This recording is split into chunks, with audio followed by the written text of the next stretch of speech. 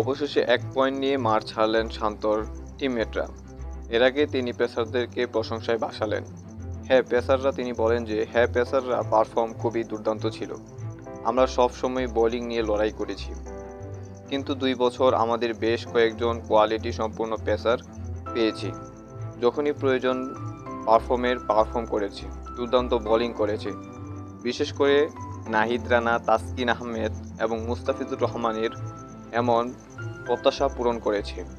এখন আমাদের রিশাদের মতো মানসম্পন্ন একজন লেগ স্পিনার রয়েছে। পেসাররা ভালো করছে। আমি আশা করি প্লেয়াররা সামনেও ভালো করবে।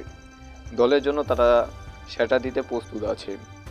আজকে ম্যাচের মাধ্যমে আমাদের চ্যাম্পিয়ন্স ট্রফির সমাপ্তি ঘটল, যার মাধ্যমে পাকিস্তান এবং বাংলাদেশ এক এক পয়েন্ট নিয়ে এবারের চ্যাম্পিয়ন্স ট্রফি শেষ করলেন। হতে চেয়েছিলেন চ্যাম্পিয়ন, কিন্তু শেষ পর্যন্ত পারলেন না চ্যাম্পিয়ন হতে, যার মাধ্যমে ১ পয়েন্ট নিয়ে সন্তুষ্ট থাকতে হচ্ছে বাংলাদেশকে।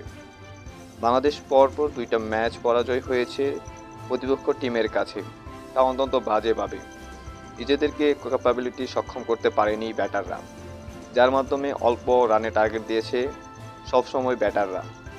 যার কারণেই ব্যাটারদের পারফরমেন্স না থাকার কারণেই ভালো কিছু ইনিংস বা বেশি রান করতে পারেনি বাংলাদেশ। আশা করব ভবিষ্যতে বাংলাদেশ ভালো ব্যাটিং নিয়ে আবারও খেলবে।